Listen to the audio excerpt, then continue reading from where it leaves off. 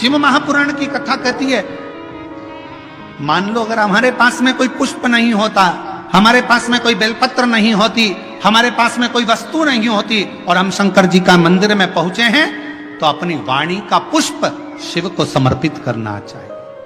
वाणी का पुष्प मतलब अपने मुख से पंचाक्षर मंत्र नमः शिवाय, षडाक्षर मंत्र ओम नमः शिवाय, या अपने मुख से श्री शिवाय नमस्तुभ्यम। किसी भी शिवालय में जाओ, किसी भी तीर्थ में जाओ, महाकाल बाबा का दर्शन करो, चाहे विश्वनाथ जी का दर्शन करो, चाहे केदारनाथ जी का दर्शन करो, चाहे भीमा शंकर का दर्शन करो, चाहे घृष्णेश्वर बाबा का दर्शन करो, चाहे त्र्यंबक बाबा का दर्शन करो, किसी भी मंदिर में आप दर्शन करने के लिए जाओ, मंदिर के गर्भगृह में तुम्हारा प्रवेश नहीं हो रहा है तो बाहर खड़े होकर चिल्लाकर आवाज लगाना, श्री शिवाय नमस्तुभ्यम, श्री शिवाय। जब हम बाहर खड़े होकर अपना पुष्प, अपनी बेलपत्र मंदिर के अंदर नहीं जा सकती, तो अपनी वाणी रूपी पुष्प हम भगवान को समर्पित करें तो शिव प्रसन्नता से हमें फल प्रदान करें। अपना वाणी का पुष्प दीजिए, वाणी का पुष्प। और हम तो आप लोगों से भी कहेंगे, जितने शिव महापुराण की कथा सुनने वाले हैं, सबसे कहेंगे, जब कथा शुरू होती है, व्यासपीठ के पास में हम जब पूजन करने आते हैं, ये संगीतकार जब गुरु वंदना गाते हैं, तो एक बार आपको भी जम के आवाज लगाकर चिल्ला कर कहना चाहिए, श्री शिवाय। और जब कथा विराम होती है, कर्पूर गुरम हो जाता है, हर हर महादेव हो जाता है, पुष्पांजलि हो जाती है, नमन कर कर जब उठने की तैयारी हो, तब फिर चिल्लाकर कह देना चाहिए, श्री शिवाय नमः। हमारी बेलपत्र पोथी तक पहुंचे चाहे नहीं पहुंचे, हमारा पुष्प पोथी तक पहुंचे चाहे ना पहुंचे, पर हमारी वाणी रूपी पुष्प पोथी तक पहुंचना चाहिए। हमारी वाणी का पुष्प शिव तक पहुंचना चाहिए। कितना सुंदर लिखा है। माउली, संत ज्ञानेश्वर माउली जी की यहां जो कथा हुई, इसमें कहा था, लाख योजन दूर बैठकर भी अगर कोई गंगा जी का नाम ले लेता है तो उस जीव को मुक्ति हो जाती है। लाख योजन दूर। शिव महापुराण की कथा कहती है, अगर बहुत दूर बैठकर भी आपके पास में देने की, ये बेलपत्र आपका नहीं पहुंच सकता पोथी तक। आपने भले झोली में दे दिया हो, किसी को दे दिया हो कि भैया चढ़ा देना, ये नहीं पहुंचेगा यहाँ, फूल नहीं पहुंचेगा यहाँ। तो आप अपनी वाणी का पुष्प दीजिए। ज्योतिर्लिंग में दर्शन करने के लिए जाओ, 12 ज्योतिर्लिंग में दर्शन करने के लिए जाओ, बिना संकोच। लोग क्या कहेंगे, लोग क्या बोलेंगे, मैं श्री शिवाय नमस्तुभ्यम बोलूंगी, दुनिया क्या कहेगी, नहीं। अपनी वाणी का पुष्प, हमारी बेलपत्र अंदर नहीं जा सकती, फूल अंदर नहीं जा सकती, पर अपनी वाणी का पुष्प तो अंदर जा सकता है। एक बार चिल्ला कर कह सकते हो, श्री शिवाय। हमारी वाणी का पुष्प भीतर प्रवेश कर जाए, भीतर।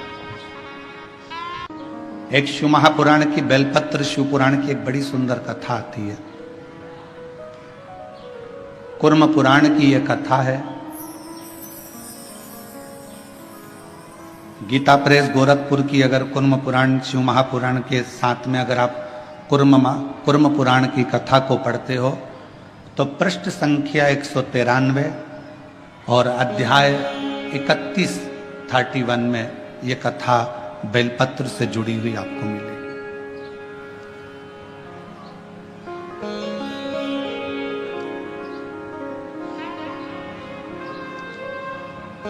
एक कथा आती है,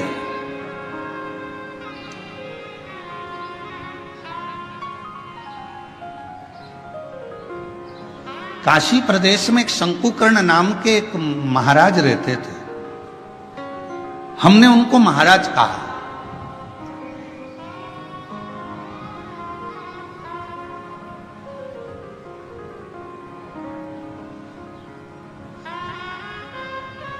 जिनके हृदय में भगवान शिव विराजमान हो और जो शिव के चरणों का दास बनकर बैठा हो, शंकर के चरणों का आनंद पा रहा हो, वो महाराज ही हो सकता। एक महात्मा, एक महाराज,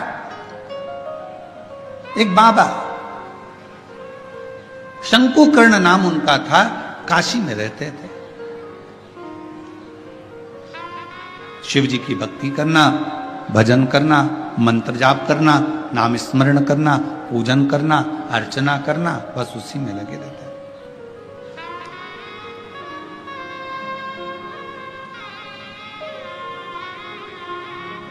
अब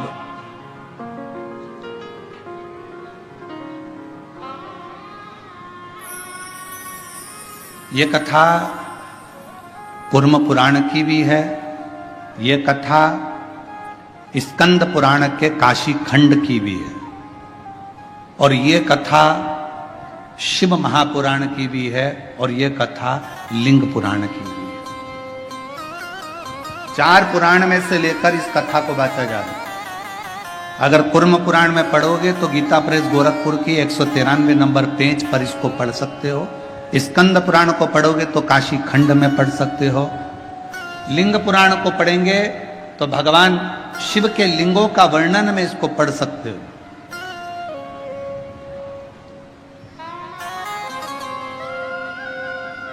और जितने लिंगायत संप्रदाय के मेरे शिव भक्त यहां पर बैठे होंगे वो इस कथा को बहुत अच्छी तरह से जानते होंगे। काशी प्रदेश में एक शंकुकर्ण नाम का एक व्यक्ति रहता था। उसको हमने संत की गणना में रखा, हमने उसको महाराज कहा, तपस्वी कहा, साधक कहा, उपासक कहा। एक व्यक्ति रहता था जो शिव की आराधना करता था। हम उसको साधारण व्यक्ति नहीं कह सकते, हम उसको कोई महाराज, कोई तपस्वी, कोई साधक, कोई उपासक कह सकते। वो अपनी भगवान शिव की भक्ति में लगा रहता, भगवान शंकर के नाम उच्चारण में लगा रहता, शिव नाम में, भगवान के नाम में वो हर पल लगा रहता, हर पल। उसका एक नियम,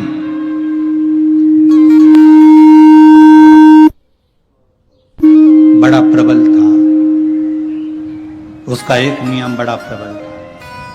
प्रतिदिन गंगा मां का स्नान करता, काशी विश्वनाथ जी के मंदिर में जाकर बुआरी लगाता, झाड़ू लगाता, सफाई करता, जितनी बेलपत्र पड़ी हुई मिलती उनको मस्तक पर चढ़ा लेता और उनको गंगा में विसर्जन कर।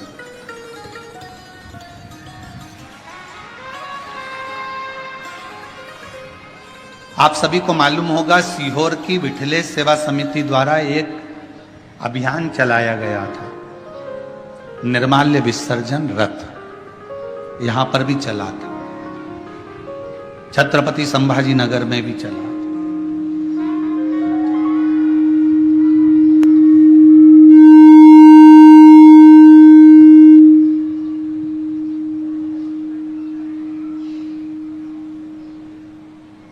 निर्माल्य विसर्जन रथ एक चलाया गया। सब क्षेत्रों में इसको प्रसारित किया गया कि सब लोग रथ चलाओ, निर्माल्य विसर्जन का रथ चलाओ, निर्माल्य विसर्जन चलाओ। सब क्षेत्रों में सभी लोगों ने मिलकर निर्माल्य विसर्जन के रथ को चलाया।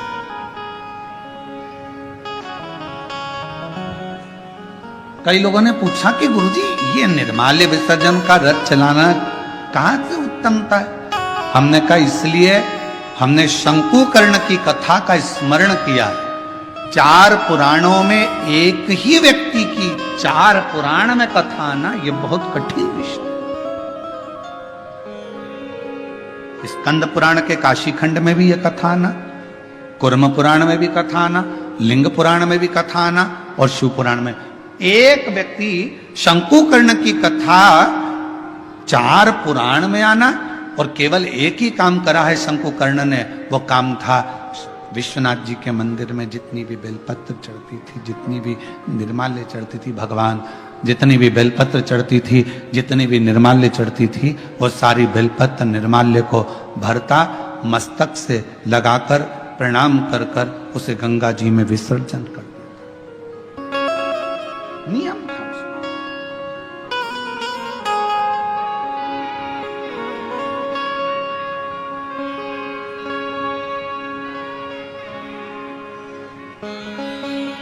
आपसे भी निवेदन है, सुबह सुबह शिव जी के मंदिर जाते हो आप लोग, एक लोटा जल चढ़ाने के लिए जाते हो।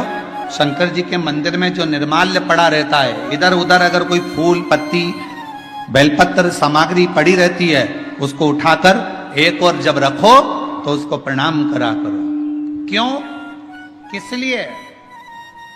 शंकुकर्ण की कथा कहती है, निर्माल्य को उठाकर जो मस्तक से लगाकर प्रणाम कर कर विसर्जन में रखता है, विसर्जन की ओर रखता है, उसके अंदर एक ऐसा बल उत्पन्न हो जाता है कि मात्र वो किसी पर अपनी दृष्टि भी डाल देता है तो प्रेत जीवों का भी उद्धार हो जाता है। वो निर्माल्य में, विसर्जन करी हुई निर्माल्य में इतना बल उत्पन्न होता है महाराज।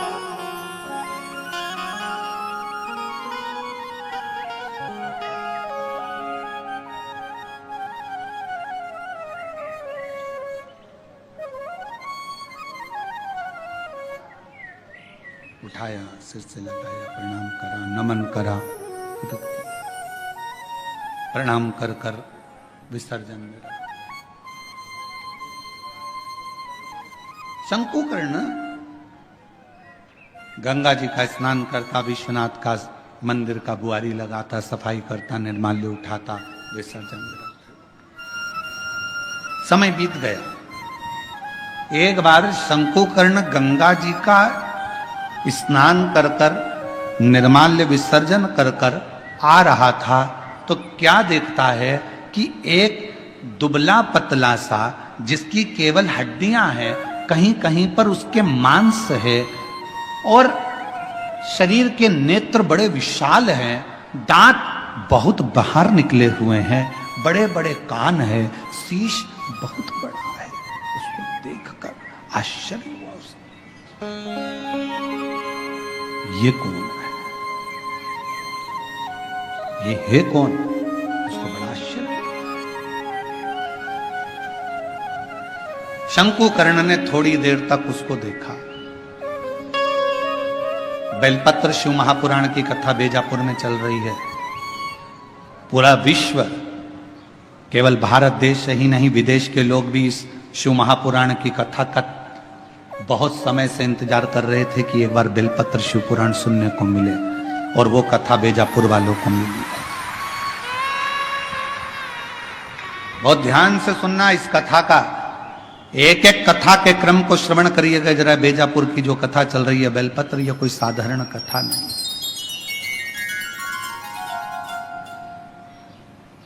इसको धारण करिए। बड़े बड़े कान हैं, बड़ा शीश है, बड़ी आंखें हैं, चेहरे पर तो मांस था, छाती पर से मांस हट गया, कंकाल दिख रहा था, चमड़ी नहीं थी, केवल हड्डी थी। पेट आया, पेट पर मांस दिखा, जंघा आई तो कंकाल हो गया, घुटने पर कंकाल था, फिर मांस आया, फिर कंकाल था। समझ नहीं आया ये कौन है। देखते देखते शंकुकर्ण वहां से निकल गया। थोड़ी दूर चलने पर शंकुकर्ण ने क्या देखा कि पीछे पीछे एक, जिस व्यक्ति को मैंने देखा था, जिस पिशाच को मैंने देखा था, जिस भूत को मैंने देखा था, जिस पिशाच को मैंने देखा था, वो पिशाच पीछे पीछे चल रहा है, वो भूत पीछे पीछे।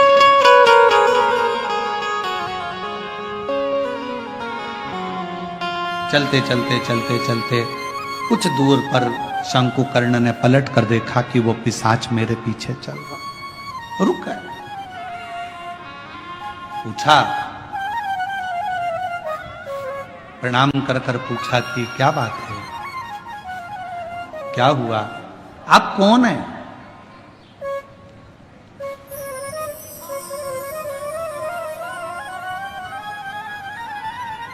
कहां के रहने वाले हो, कहां से आए हो? मैं आपको पहचानता नहीं हूं। आप कौन हैं? आधा शरीर आपका मांस है, आधे शरीर में कंकाल है, आधे शरीर में मांस है। उसने कहा कि मैं पिशाच हूं और मैं एक ब्राह्मण था। मेरा जन्म एक ब्राह्मण के घर में हुआ था, मैं ब्राह्मण के घर में पैदा हुआ था, मैं ब्राह्मण। पर ब्राह्मण होने के बाद मैं अपना कर्म तो करता, पर कर्म करने के साथ में मैं अपने इष्ट पर, भगवान पर, ईश्वर पर भरोसा नहीं करता, केवल अपने परिवार का भरण पोषण करता, केवल।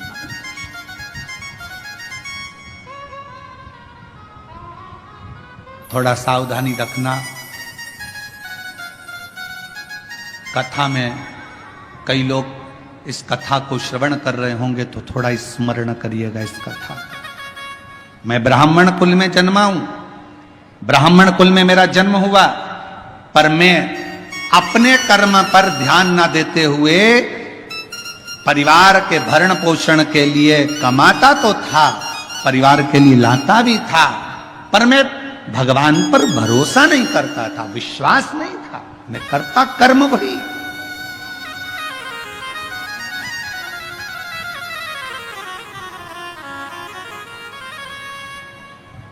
शिव महापुराण की कथा कहती है,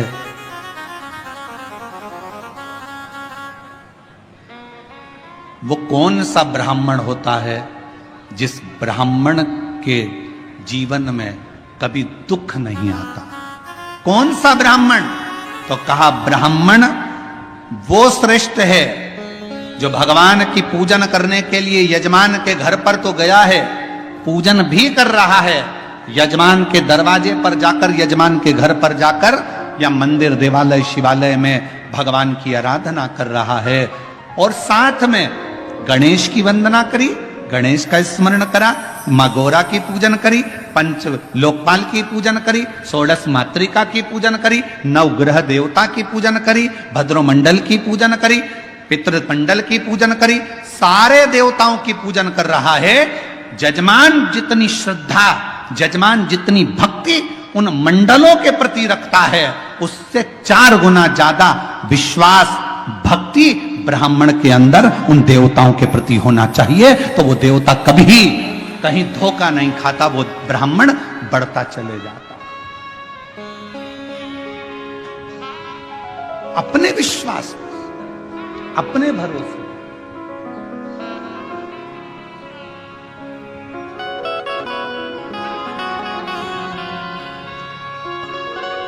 अभी एक वीडियो बीच में हमने कहा भी था, कथा में उसका वर्णन भी किया था कि एक लड़की लड़ रही थी किसी से, और लड़ते लड़ते उस छोटी सी लड़की ने, मैं डरती वरती नहीं हूं,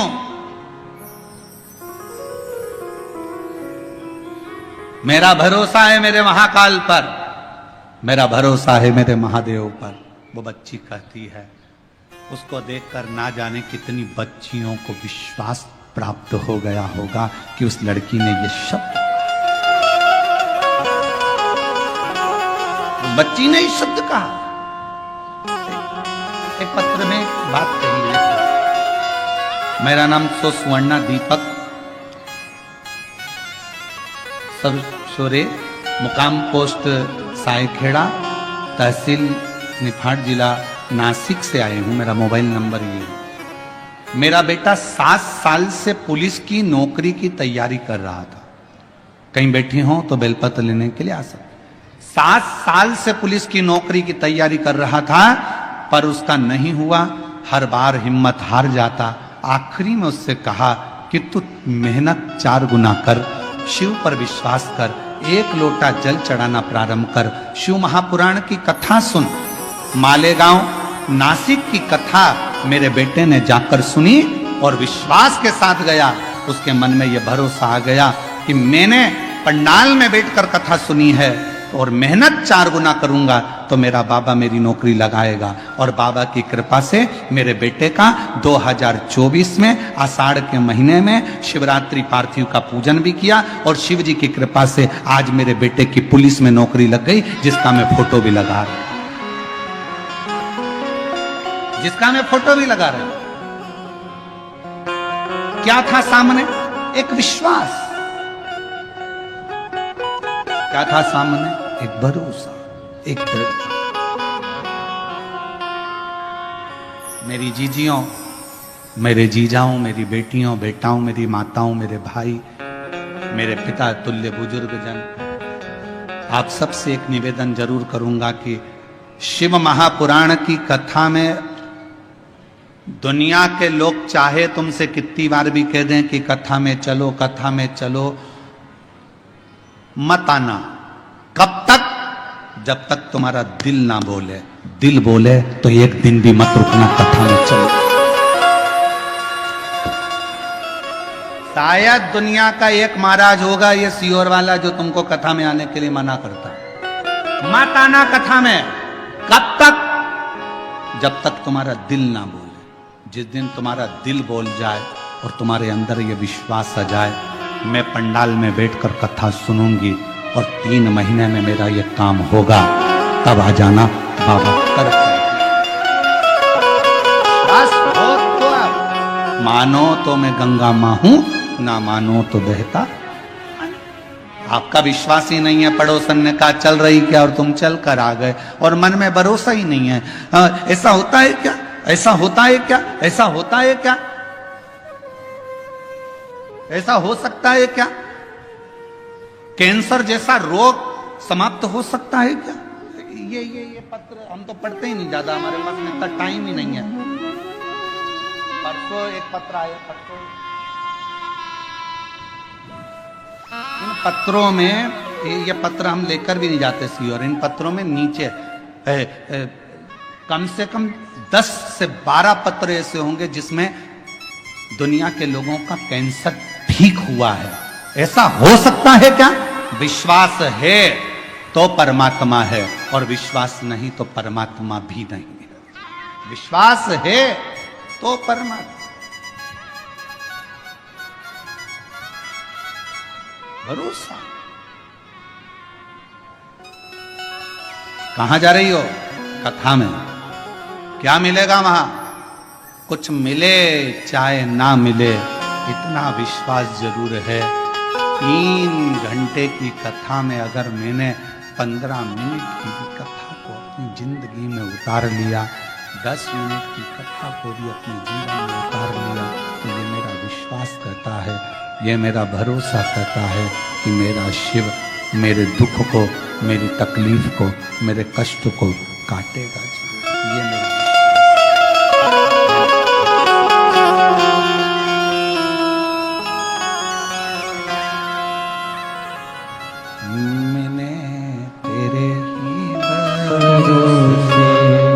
बाबा तेरे ही भरोसे हवा बिच उड़ती जावांगी।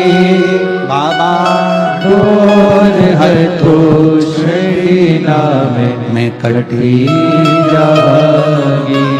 भोले मैं तेरी पतंग। ये मेरा विश्वास करता है कि मेरा शिव मेरे साथ है, मेरा शंकर।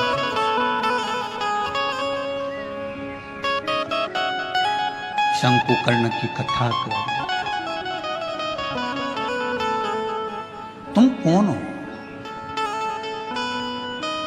मैं एक ब्राह्मण, पूर्व में ब्राह्मण थे, तो फिर ये पिशाच योनि में क्या कर रहे? ये भूत की योनि, ये पिशाच की योनि क्यों? किस लिए? कहा अपने परिवार का भरण पोषण करता था, पर अपने इष्ट पर भरोसा नहीं करता था, विश्वास नहीं था। भगवान भरोसा।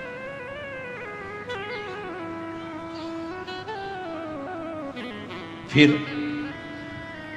तुम्हारा इष्ट पर भरोसा नहीं था, परिवार का भरण पोषण करते थे, तो क्या तुम्हें इतनी सी बात के पीछे तुम्हें पिशाच की योनि मिल गई? तुम भूत की योनि प्राप्त कर लिए? इतनी सी बात नहीं।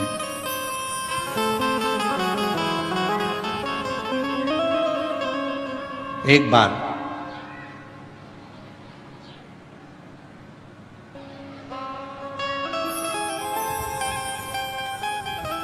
मैं एक देव स्थान पर दर्शन के लिए गया, अपनी अर्धांगिनी को लेकर, बच्चों को लेकर।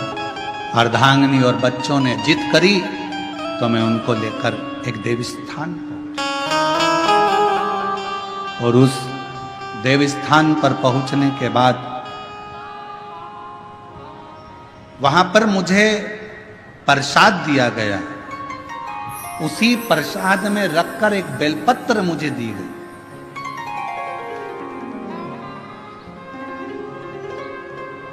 प्रसाद दिया, प्रसाद में रखकर एक बेलपत्र दी।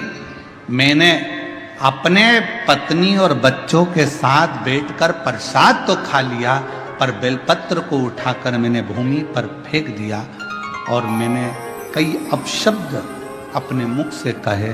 आखिरी में वो बेलपत्र मैंने अपने पांवों से रोंद दी, उसको पांवों से खूब दबा दिया, मसल दिया।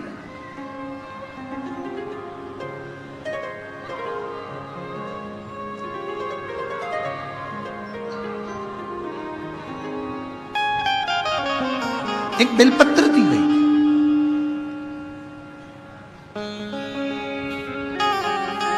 शिव महापुराण की कथा में प्रसाद वितरण नहीं होता। शिव महापुराण की कथा में आपको कोई गिफ्ट, कोई सामान यहां से नहीं दिया जाता। शिव महापुराण की कथा में अगर दी जाती है तो केवल एक बेलपत्र दी जाती। क्यों? क्योंकि हमारा शास्त्र कहता है, पद्म पुराण कहती है, अग्नि पुराण कहती है, नर्मदा पुराण कहती है, देवी भागवत कहती है, स्वयं विष्णु पुराण कहती है, स्वयं बरहा पुराण कहती है, वामन पुराण कहती है। एक बेलपत्र अगर किसी को दी जाती है तो 1.25 मन सोने के सिंहासन पर बैठे हुए शालिग्राम का दान करने के बराबर एक बेलपत्र का दान माना। एक बेलपत्र का दान 1.25 मन सोने के बराबर माना गया है।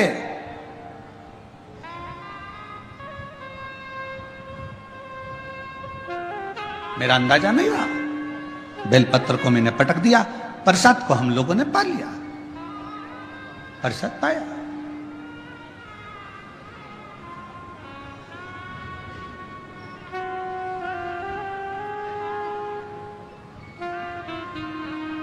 पैर को हमने बैठे बैठे अपने पांव से रोक दिया। समय निकला, मेरे प्राण छूट गए, मर कर गया।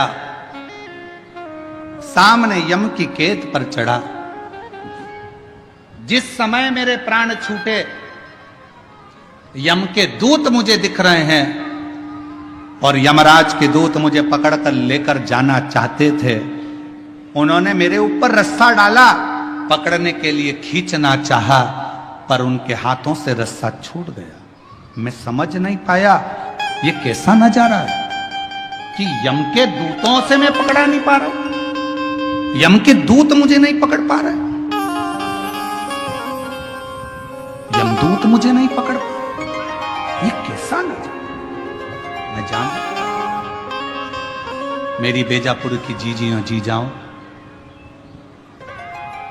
वो ब्राह्मण कहता है मुझे समझ में नहीं आया, मेरे प्राणों को ऐसे ही जाना पड़ा, बिना बंधन के मैं जा रहा था, मेरे प्राण छूट चुके थे, मुझे लेकर यम की कैद में पहुंचे। तब यमराज तुरंत उसी समय पर यमराज ने चित्रगुप्त महाराज को बुलाया और चित्रगुप्त महाराज को बुलाकर कहा, महाराज जी बताओ, इसकी लेखनी देखो, इसका कर्म देखो और लेखनी देखकर बताओ कि आखिर ना इसे यम हाथ लगा पा रहा है, ना इसे यमदूत हाथ लगा पा रहे हैं। आखिर चित्रगुप्त महाराज जरा देखकर बताओ कि इसको ना यम छू पा रहे हैं, इसको ना यम के दूत छू पा रहे हैं, आखिर ऐसा क्यों हो रहा है। तब चित्रगुप्त महाराज ने कहा, इसने जिंदगी में भले ब्राह्मण के घर में जन्म लिया पर कोई अच्छा कर्म नहीं करा, परिवार का पत्नी और बच्चों में ही रमा रहा, कभी ईश्वर का स्मरण नहीं कर पाया, कभी कोई दान, कोई पुण्य नहीं कर पाया। आखिरी में एक मौका मिला था मरने से पहले, इसके हाथ में प्रसाद के रूप में बेलपत्र भी आई और बेलपत्र को इसने जमीन पर फेंक दिया, पांव से रोंद दिया। एक पुण्य इसके हाथ में लगा, वो कौन सा था? इसने प्रसाद की बेलपत्र को मात्र प्रसाद की बेलपत्र को अपने हाथों से छू लिया था, केवल प्रसाद की बेलपत्र को छुआ था और प्रसाद की बेलपत्र को छुआ, इसलिए इसको यमदूत नहीं छू पाए, इसको यमराज नहीं छू पाए, इसको स्वतः ही जाना। चित्रगुप्त महाराज कहते हैं, महाराज इसने बेलपत्र का स्पर्श किया, बेलपत्र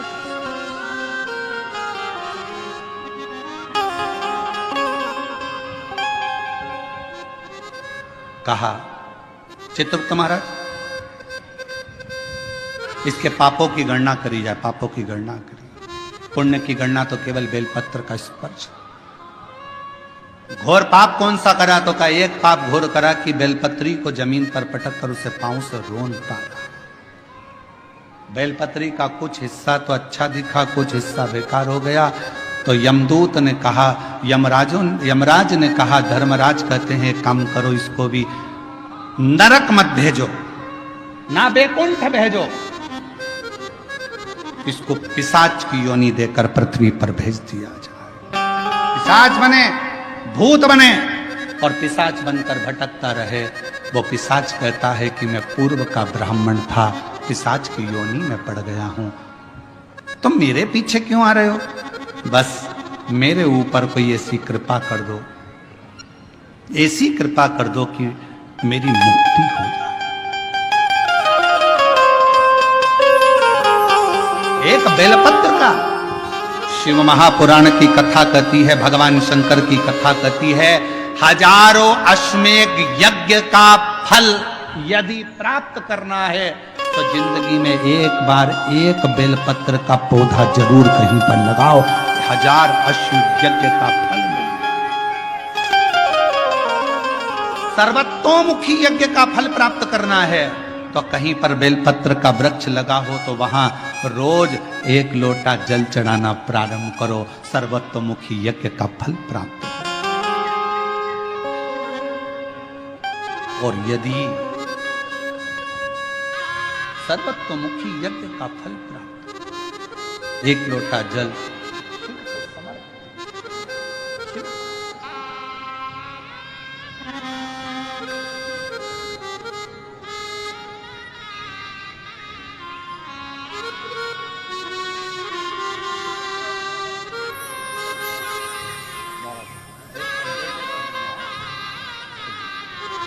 बेटे का पुलिस में नौकरी लगा है, जीजी बोल रही इतनी मेहनत करी, 7 साल में हार गया था पर शिव जी की कृपा से आखिर नौकरी लग गई।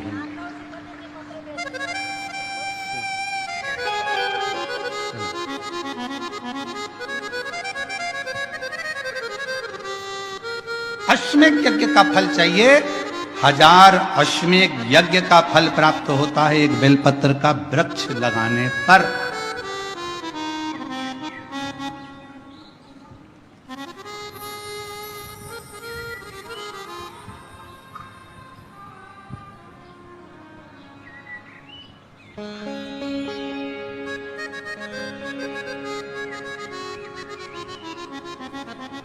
हजारों सर्वतोमुखी यज्ञ का फल प्राप्त हो जाता है, 1 लोटा जल बेलपत्र के वृक्ष में चढ़ाना।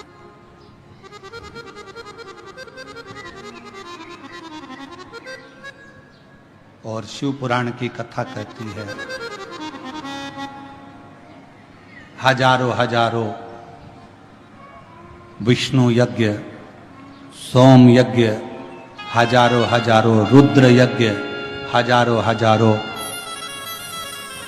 देवी यज्ञ, हजारों सिद्धि यज्ञ, सारे यज्ञों का अगर पुण्य फल प्राप्त करना है तो 3 वृक्ष ऐसे हैं जिन वृक्ष की त्रिवेणी में अगर एक बार भी अगर मौका लग जाए इन 3 वृक्षों का स्मरण करने में, पहले नंबर का बेलपत्र का वृक्ष, दूसरे नंबर का पीपल का वृक्ष, तीसरे नंबर पर है महाराज भगवान देवाधिदेव महादेव की कृपा से शमी का वृक्ष। अगर कहीं योग से बन जाए, आप रास्ते से निकल कर आ रहे हो, कहीं पीपल का पेड़ मिल गया, जल चढ़ाया, बेलपत्र मिल गया, शमी पेड़ मिल गया, जल समर्पित कर दिया, जल समर्पित करते करते आप अगर कहीं 3 वृक्षों पर आ रहे हो तो हजारों हजारों सिद्ध यज्ञ के फल प्राप्त हो।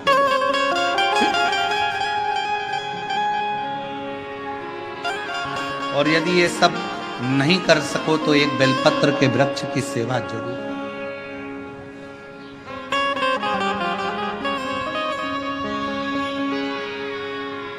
एक संकल्प लो, आप और हम सब मिलकर उसको पूरा करें। सावन के महीने में एक बेलपत्री का वृक्ष जरूर लगाएंगे। ये नियम आप और हम लेकर लगाओगे? जम के तो बोलो, पक्का? बकरी खाए वैसा तो नहीं है? नहीं ना? संभालोगे उसको, प्रयास करोगे ना? ऐसी जगह लगाना जहां तुम उसको देखते रहो, संभालते रहो, उसको बढ़ाते रहो। हमसे ये मत पूछना कि पेड़ कहां लगाएं, मंदिर में लगाएं, रोड पर लगाएं, किनारे पर लगाएं, शमशान में लगाएं कि कहां लगाएं। जहां तुम्हारा दिल कर जाए वहां पेड़ लगाना, पर तुम्हारी निगाह में रखना उसको कि वो बड़ा हो जाए, छाया दे, दुनिया का भरण पोषण करे, दुनिया के ऊपर कृपा की छाया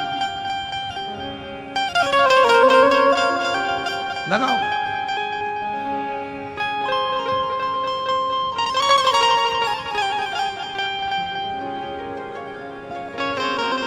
शंकुकर्ण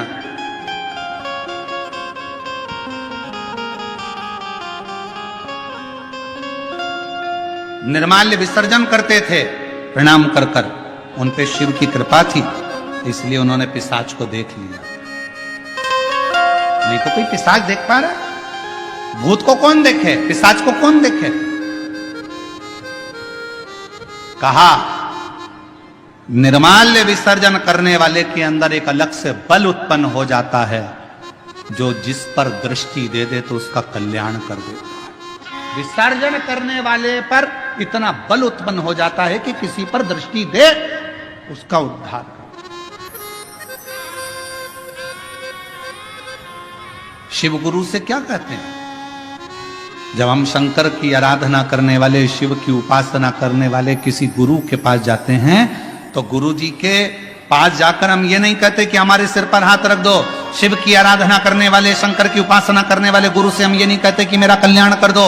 शंकर की आराधना करने वाले शिव गुरु से हम एक बात कहते हैं, गुरु जी बस एक काम करो, हमको एक बार देख तो लो, क्योंकि गुरु की दृष्टि ही मिल गई तो उससे हमारा कल्याण निश्चित।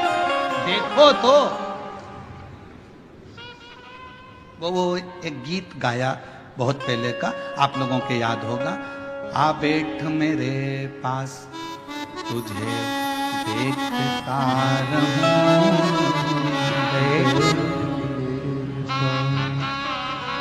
ना तुम कुछ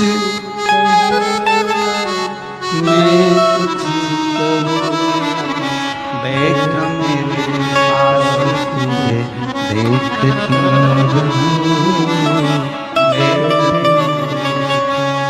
शिव कथा कर रही है अपने गुरु के सम्मुख में, शिव गुरु की साक्षी में। कोई शंकर की आराधना करने वाला, शिव की उपासना करने वाला, शंकर का स्मरण करने वाला, शंकर का मंत्र जाप करने वाला कोई सतगुरु तुमको मिल जाए, बस इतना कह देना, गुरुदेव एक बार बस देख लो, उतने में हमारा कल्याण है। आपकी दृष्टि पड़ गई, ये निश्चित है कि मेरा कल्याण हो।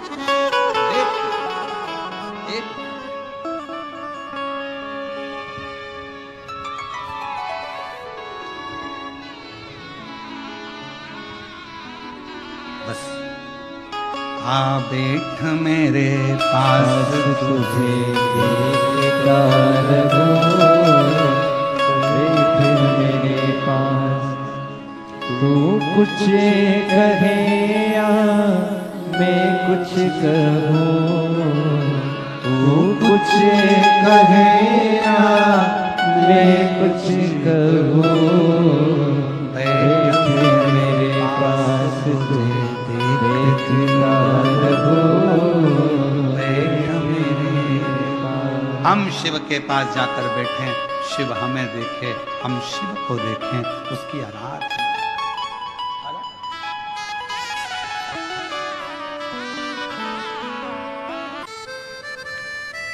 निर्माल्य विसर्जन करने वाले शंकु कर्ण को एक दृष्टि भगवान ने दे दी थी, एक बल दे दिया था कि तुम्हारे सामने कोई भी आए, सम्मुख में कोई भी आए, उसको तुम देख सकते हो और उसका उद्धार कर सकते हो। ये शंकु कर्ण के अंदर एक अलग से बल शिव की कृपा से प्राप्त हो गया था। शिव की कृपा से, शंकर भगवान की कृपा से पिशाच को देख लिया, पूछा, कहा मैं ब्राह्मण था, मैंने गलती कर दी, बेलपत्र को मैंने जमीन पर फेंककर उसको पांव से रोंदा, इसलिए मुझे पिशाच की योनि मिली। इस योनि से मैं छूटूं कैसे?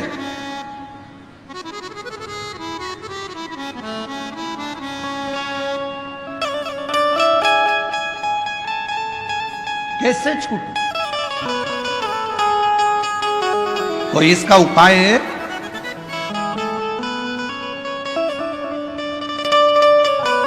दुनिया के लोग कहते हैं सियोर वाला महाराज उपाय बहुत बताता।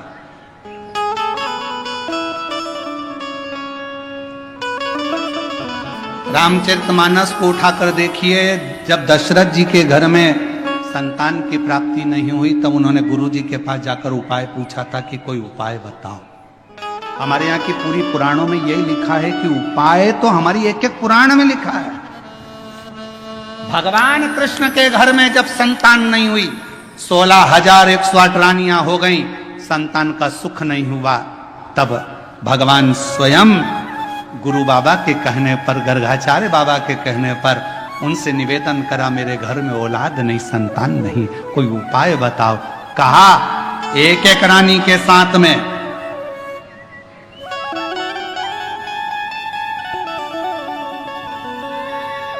11-11 दिन तक बैठकर शिव का अभिषेक करो, तब संतान 1,77,186 भगवान कृष्ण के बच्चे हुए।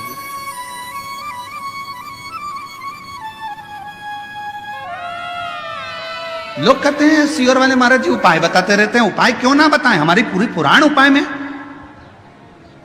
पूरी शास्त्र हमारे उपायों में। हम कौन सा उपाय करें जिससे हमको ये फल मिल जाए? और केवल वहीं तक नहीं, अगर डॉक्टर के पास जाओगे तो डॉक्टर भी आपको कोई ना कोई उपाय जरूर बताएगा। देखो, वजन बढ़ रहा है, 10 किलो वजन कम करना है, मॉर्निंग वॉक करो। उपाय बताया कि नहीं बताया? वजन बढ़ रहा है, शाम का खाना सोने से 2 घंटे पहले खाओ, वजन बढ़ रहा है। बोलो, डॉक्टर ने उपाय बताया।